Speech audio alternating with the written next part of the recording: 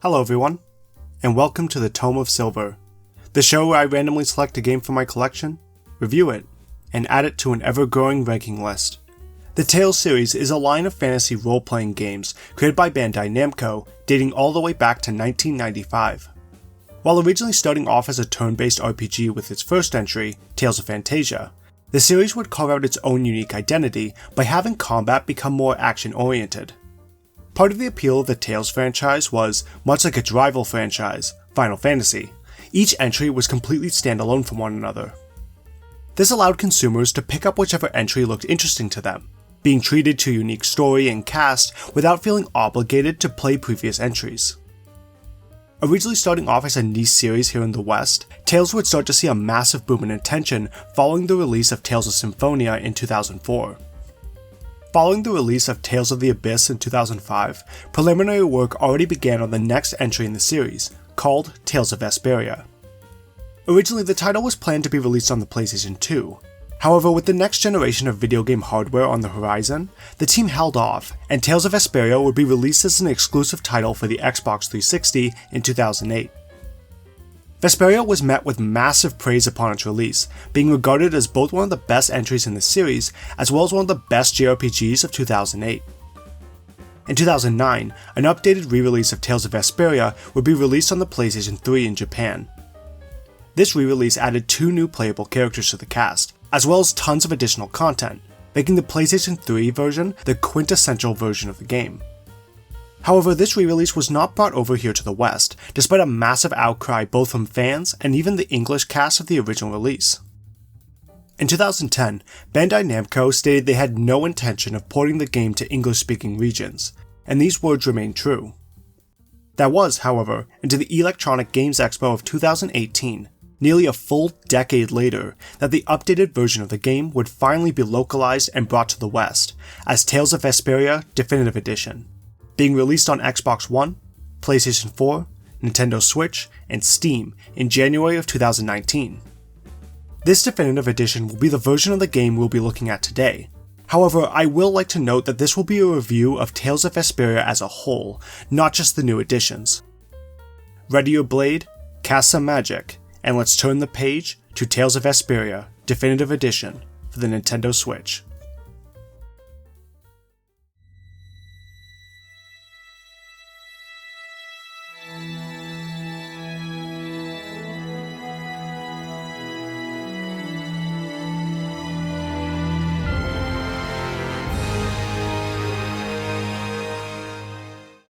Tales of Vesperia takes place in the world of Terra Lumeris, where people rely upon technology called Blastia, devices which use a primeval element called air, spelled AER by the way, for most every aspect of their day-to-day lives, from powering ships, allowing individuals to perform special combat abilities, and creating barriers that surround towns to protect the citizens from monsters.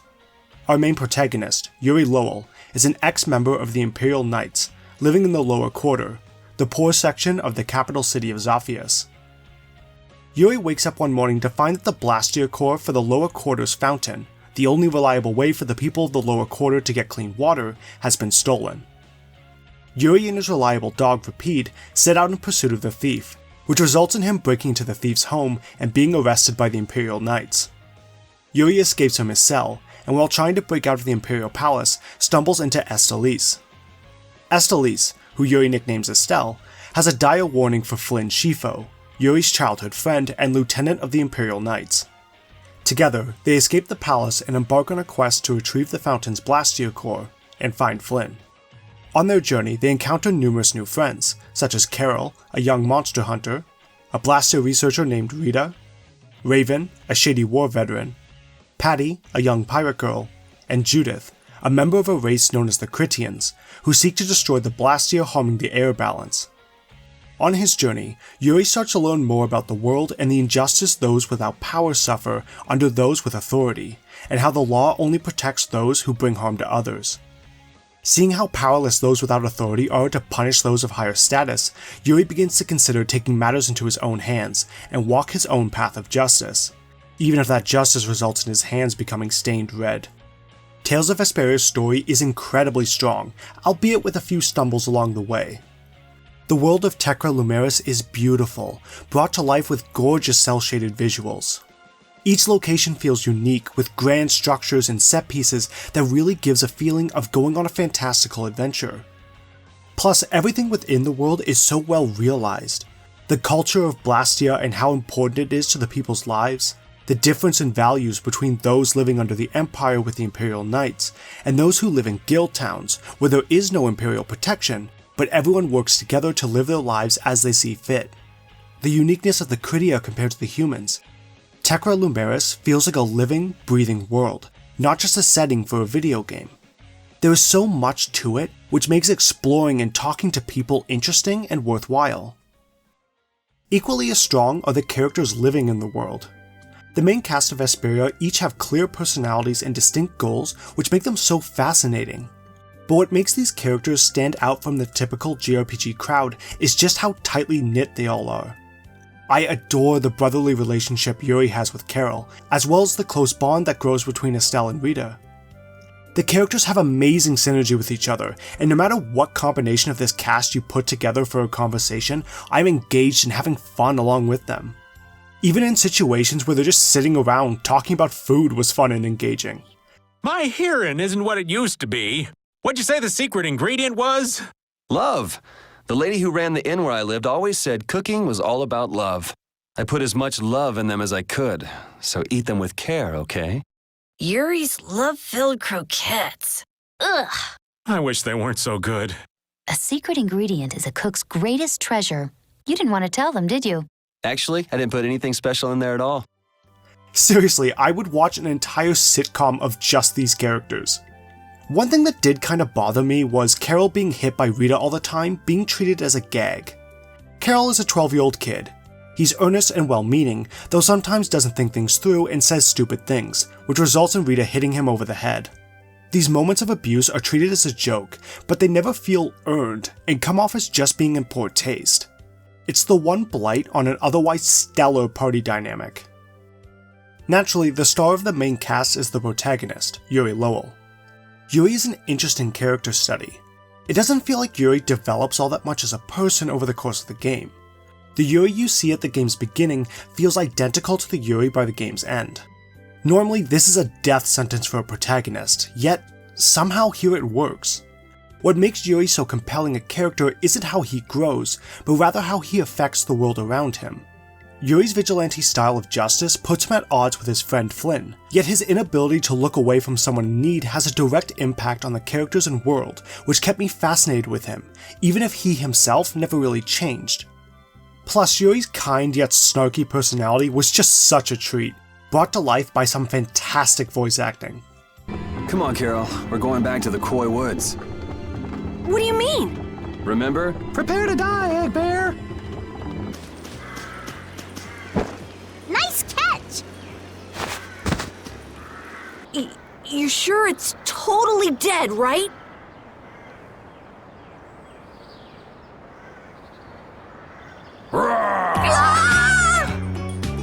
Wow, Captain. If I didn't know you were just goofing around, I'd swear you were really scared. She's an icon, she's a legend, and she is the moment. Now come on now. I wish I could say the same for Vesperia's villains, who unfortunately are a bit of a black spot on the game's overall narrative.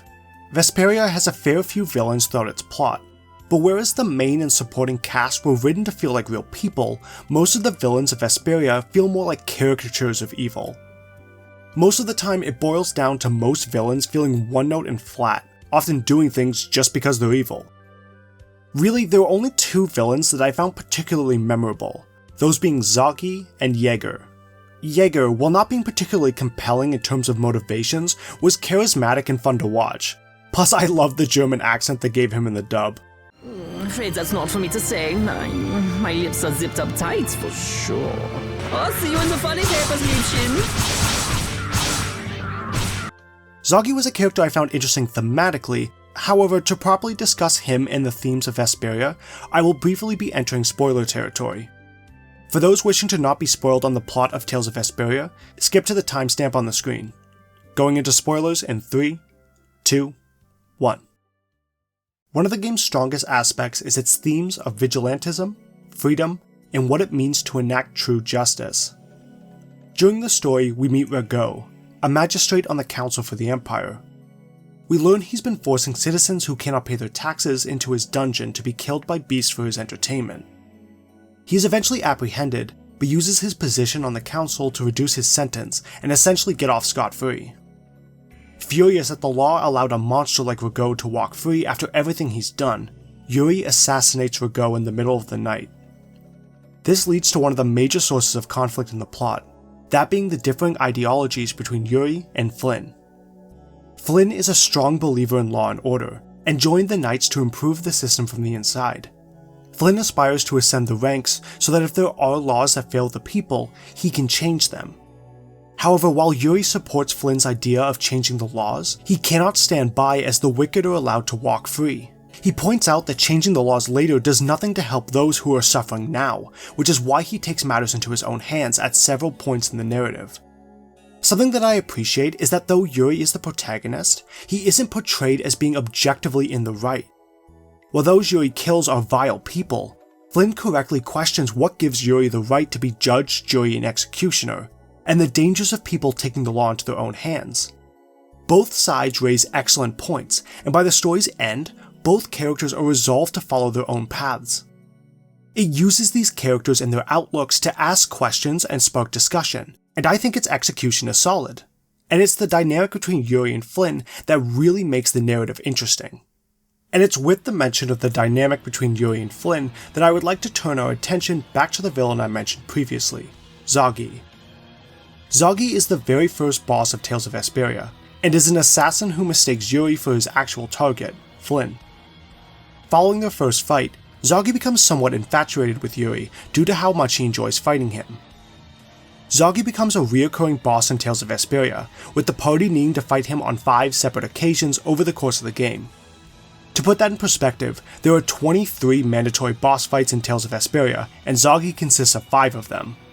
From what I've seen, Zagi is a heavily disliked character in Tales of Vesperia, and it's not hard to see why. Zagi has virtually nothing going on in terms of personality. He has no backstory, no motivations outside of fighting Yuri, and a personality that can easily be summed up as bloodthirsty and insane. So I understand why people may get annoyed at Zagi, with him constantly getting in the party's way with barely any good reason to do so. That said, I feel judging Zagi strictly on that does a disservice to what he represents to the theme of freedom and justice, and how he acts as a foil to both Yuri and Flynn. Yuri is a character who loves fighting and being able to do what he wants, but is restrained by a strong sense of justice and moral code. Without his love of fighting and taking justice into his own hands, Yuri would be much more like Flynn. However, in the same breath, if Yuri didn't have his moral code, and instead focused more on his enjoyment of fighting, he would be more like Zagi. Zagi represents Yuri if he didn't have a strong sense of justice or friends to hold him back.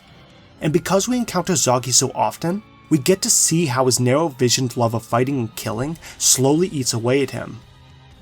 After the second encounter with Zagi, his arm is severely injured, and by the third encounter, we see he had to replace his arm with a blastia. However, by the fifth encounter, Zagi has transformed into a far more deranged being than when we first saw him. His once pushed up hair has fallen down in front of his face, his blastia arm is larger, and we can see its energy pulsing through his veins. His voice is now distorted, and a crimson aura surrounds him. Even after the party defeats him for the final time, he comments that maybe he should consider turning his whole body into a blastia, indicating he would have been willing to push himself even further over the edge had Yuri not finally put him down. The way both Flynn and Zagi contrast Yuri elevates Yuri as a character, and I feel what Zagi is supposed to represent would have been severely weakened if we didn't encounter him so frequently and watch his deterioration over the course of the game. This tangent was probably a bit too long for a character like Zagi, but he and how he fits in with the conflict of ideologies between Yuri and Flynn really interested me, so I just couldn't help myself. Anyways, that concludes the spoiler section. The last thing I'll say about the main plot of Vesperia is that I do feel it weakens during the third act. The first 2/3 of Vesperia I felt were rather strong. While the villains are lacking, the web of personal conflicts that makes up the overall plot was engaging. However, when the third act rolls around, it feels like all these personal stories that the narrative has built up take a major backseat to a standard save the world plot. It's not poorly written or anything, but I feel it doesn't take advantage of the powerful character-focused stories that came before it, and making the end feel a bit lackluster. Still, I nevertheless found Tales of Vesperia's story to be incredibly enjoyable. Now, in the re-release of Tales of Vesperia, 2 new characters were made playable. These new additions are the young pirate girl, Patty LaFleur, and the Imperial Knight, Flynn Schifo. Patty is a really cute character, and she has a unique combat system. Unfortunately, she is not a good inclusion. Patty did not exist in the original version of Tales of Vesperia, with her and her story being entirely created for the PlayStation 3 re-release. As such, the writers needed to try and find a way to squeeze her into the existing plot, and boy does it show. Patty adds absolutely nothing to the main plot. In fact, there are multiple points where the main story needs to be sidelined to fit her own personal tale into the narrative. Even when you meet up with her in the main game, her inclusion feels sloppy, like the writers just didn't know how to introduce her. This goes from her being found buried in sand in a desert, to being eaten by a monster that the party just happens to kill in the middle of the ocean. What? Patty was just not elegantly inserted into the game, and it feels very obvious that she wasn't part of the original release. Flynn does a much better job being added as a playable character. Unlike Patty, Flynn was not only in the original game, but was one of the most important characters story-wise. In that regard, making Flynn playable made perfect sense. The problem is, Flynn is almost too integral to the main plot. Many of the main plot points need Flynn to be elsewhere from Yuri and co. As such, Flynn joins and leaves the party so frequently, he starts to feel more like a guest party member, not a permanent one. However, unlike Patty, when Flynn joins up with the party, it makes sense for him to do so. He has a reason for being where he is, making his inclusion feel far less jarring and better implemented. Alright, so I spent 15 minutes talking about the story and characters. I suppose it's about time to get into the gameplay. As mentioned previously, Tales of Vesperia has an action approach to its combat. Enemies appear on the overworld, and touching them moves the player into a 3D arena, with a team of 4 characters. The player can play as any of the 8 cast members, each with their own gameplay style. Characters like Yuri and Judith have a greater focus on close quarters combat. Estelle acts as the healer, Rita can use magic, etc. Each character has standard combo moves, and you can use MP to perform powerful attacks called arts, which you can string together to perform combos on the enemy. With the right experimentation, you can pull off all kinds of combos on the enemy. But don't worry, you can still make it through the game comfortably if you just want to use the basic attacks. I played the game on normal and couldn't pull off anything extraordinary, but never found I was punished for it. It's just there if players want to experiment, leading to a fast and fluid combat system they can freely play around with to find a character that best fits their playstyle. This combat system especially shines during the game's boss fights. Boss fights in Vesperia, especially against human opponents, can get really frantic. Even though you often outnumber the boss 4-1, the bosses have all kinds of abilities to make up for it, especially when they start using absurdly powerful techniques called mystic arts. Unfortunately, most of the real standout bosses are in the second half of the game and are massive spoilers, so you'll just have to take my word for it when I say these boss fights get really good. The best part is the combat can be played local co-op with up to 4 players. Unfortunately, only one player gets to control the character on the overworld, but getting to play through the game's combat with friends, making full use of each character's abilities cooperatively, can still be loads of fun, and it means you can experience this grand JRPG with friends, which is really cool. Still, if you don't have any friends available, the AI for party members are perfectly competent, and the game even allows you to select a strategy, which will change how the computer fights if you need a more aggressive or defensive approach in a given situation. My personal favorites to play as were Yuri, who I found was the easiest to combo with due to his wide range of arts, Flynn, who had a really nice balance between close quarters combat and magic, and Raven, who uses a bow and had arts that could do a little bit of everything, from magic attacks to healing. Despite being an RPG, the need to grind for experience was fortunately very uncommon. I found the game's difficulty on normal to feel just right. As long as I didn't run past too many enemies, I would usually be the necessary level for any bosses. The game also does a good job at making it clear when you're not the right level.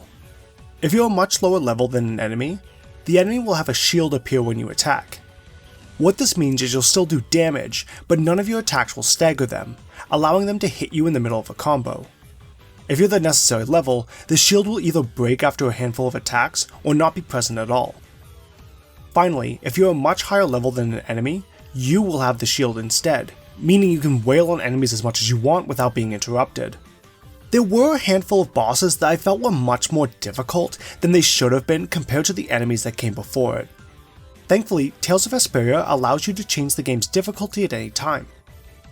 A boss early in the game, Gatsuo, gave me a lot of trouble, even though I was the right level for the fight. Rather than grinding, I was able to just switch the difficulty down to easy, beat the boss, then switch the difficulty back up to normal. I appreciated the game being lenient with its difficulty, allowing the player to change the difficulty whenever they want, if they're finding the experience to be too hard or too easy. One minor, almost insignificant gripe I did have is that in dungeons, you have an item called the Sorcerer's Ring. By pressing Y, you fire out a small beam of light. While this ring is often used for puzzle solving in dungeons, it can also stun an enemy if you hit them. When an enemy is hit, there's a chance it will freeze the enemy in place, letting you run around it. But there's also a chance the enemy will get dizzy. Starting a battle with a dizzy enemy will leave the enemy stunned for a short while, letting you start the fight with an advantage. However, when it freezes an enemy or just makes them dizzy is unclear. It seems almost entirely random, leading to situations where I'm just standing in front of an enemy rapid firing the ring at them until they become dizzy.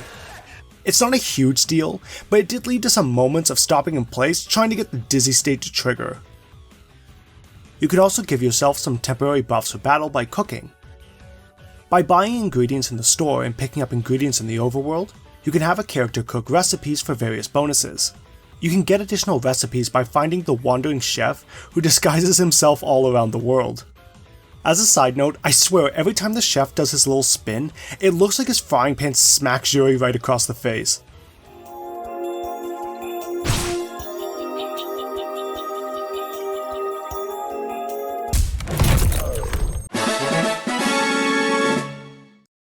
Next we have the Skits. Skits are a staple of the Tales series. By advancing the story or performing particular actions, a prompt for a skit appears at the bottom of the screen. Triggering one of these skits will treat the player to some short dialogue with the cast. These skits are entirely optional, and you can skip them without missing story-critical dialogue. However, skipping them means you'll miss out on all kinds of fun interactions between the cast. These skits can have the characters giving insight on events in the story, or even mundane things such as Estelle trying to get Yuri's dog Rapide to like her. These skits are what makes the Vesperia cast so memorable, as the skits show you all kinds of sides of their personality and just let them have fun together. Another neat detail is that there are even skits for doing hyper-specific acts. For example, cooking spicy udon noodles when the party is in the desert will trigger a skit where the party is frustrated that someone would make such a stupid choice for cooking and give us a fun, rare moment where Yuri loses his cool because he can't stop sweating. I feel like the more I eat, the weaker I get. I can't stop sweating. Damn it, I can't stop. Yuri, you're more worked up than usual. Let's just say you owe us one, boss. Oh, you won? I see what you're doing. Getting all worked up. You said yourself yesterday that you wanted some noodles. So, did you make them yourself? Did you ask someone else to do it? Sorry. I guess fried noodles really aren't good for eating in the desert. These skits elevate the cast so much and are what makes the Tales of games so memorable, but if you're not into them, hey, you can just skip them. Tales of Vesperia has a variety of side quests as well, which can net the player some rewards, like alternative costumes or weapons. While they do a great job adding extra content for players to sink their teeth into, a glaring issue is that a number of side quests are completely missable, with no way to do them at all after you reach a particular point in the story. This sucks. I hate that there is content you are completely locked out of seeing because you went too far in the story. The worst part is some of these side quests have absolutely zero indication that they're even available. Some can only be triggered by returning to towns you've already been to hours after you were last there, meaning you can get locked out of several side quests that you didn't even know existed in the first place. If you want to 100% Tales of Vesperia, use a guide. It's not worth the headache of constantly needing to return to every town and talking to each person every time you advance the story. The PS3 and Definitive Edition of Tales of Vesperia adds a bunch of new content, including new arts, new side quests, and exclusive alternative costumes. These alternative costumes are even reflected in cutscenes. I would recommend using alternative costumes in a second playthrough, as some costumes can look really silly and affect the tone of certain scenes. Another aspect of the re-release of Vesperia is that it added voice acting to scenes that weren't voiced in the original version. And here's where we have one of the biggest issues with the Definitive Edition, specifically the English version. Several of the voice actors from the original dub did not return to reprise their roles, including Alison Lees Taylor for Judith, David Lodge for the supporting character Don Whitehorse, and Troy Baker, the voice of Yuri Lowell. In the case of Judith and Don Whitehorse, the change was unfortunate but understandable. Judith's voice actress stopped acting back in 2013, and Whitehorse's actor supposedly retired from most anime and video game roles at the time, though he seems to have since returned to doing so. In the case of Troy Baker though, Baker claimed he was not even approached to return as Yuri. Though this is just speculation on my part, this is likely due to him now being one of the most prolific, and thus most expensive, voice actors in the industry. Instead, Grant George acts as the new voice of Yuri. However, these new actors were only asked to record the new dialogue, not redub over the original audio, meaning some characters will just randomly have a different voice at various points before switching back to the original actor, and my god is it distracting. Don Whitehorse is easily the most egregious example, with his new actor, Jamison Price, sounding nothing like David Lodge. Now what's with all of you? Just how you figure coming down here be the smart thing to do? Who's that little kid? Of all the... Why'd she have to wind up like this? As his relative, I bet you must have suffered quite a bit over Eifried's infamous incident. Thankfully, Whitehorse isn't a major character and isn't too prevalent in the story. Judith's new actress does do a good job matching the original. I actually didn't even notice she got a new voice until doing research for this video. As for Yuri, it's unfortunate. I actually think his new actor, Grant George, does a very good job voicing the character, and I liked his take on Yuri. The problem is his dialogue is mixed in between Troy Baker's original audio. Troy Baker has a very distinct voice. Grant George, as good of a performance as he gives, just doesn't sound like Troy. Be on your guard, everyone! It's really ferocious. Hey, fearless leader, you're not supposed to hide right after saying things like that. Your language has been unpardonable. Captain Carroll, the sentence for insulting royalty is... decapitation. Been nice knowing you. Huh? Hey there! Long time no see! Isn't there something else you should be saying?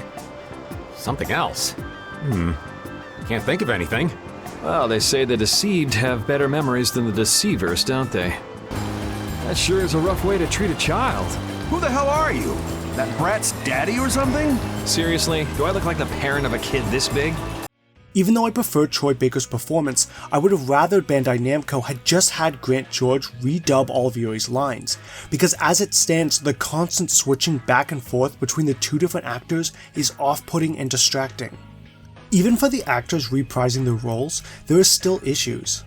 What you need to bear in mind is these new lines are being recorded 9 years after the actors' original performances, and their voices have changed. The differences are subtle.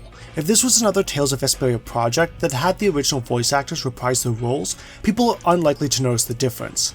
However, with these new lines being spliced in between the old ones, it becomes much easier to notice the different cadence and pitch of the voices. And this isn't the voice actor's fault, that's just the unfortunate side effect of dubbing this project so long after the original game. Finally, there are some egregious audio issues with the new skits.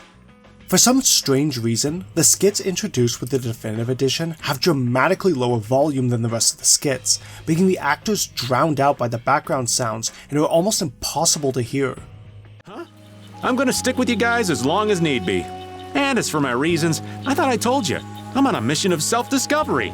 You said you were out for a forest stroll, taken in the nature. Oh, I did? If I had a memory that bad, I'd want to find myself too. There you go. Should a lieutenant leave his subordinates when they have a duty like that? Well, it's very much in Flynn's style. Barbos rules based on the laws of the Empire. It is the Knight's duty to arrest those who break the law. I can't leave you and the others to do as you would, Yuri. I didn't understand a word you said. The baffling thing is, some of the original skits have a couple of new lines added to allow the new party members a chance to speak. And in these new skits, the audio of the new lines matches the volume of the original voices perfectly fine. What the hell happened here, guys? It feels like Namco Bandai half-assed the audio mixing for these new skits and did absolutely nothing to fix them after the fact. This feels like an issue that could easily be fixed with a patch. However, I'm recording this video 4 years after the initial release of Definitive Edition, and the issue still remains, so it's likely never going to be fixed. At the end of the day, I did get used to the switching voices and the lower volume for the new skits. But for those who are finding it too distracting, there is the option to switch the dialogue to Japanese. Since the Japanese version was fully recorded all the way back in 2009, none of the audio issues I mentioned are present.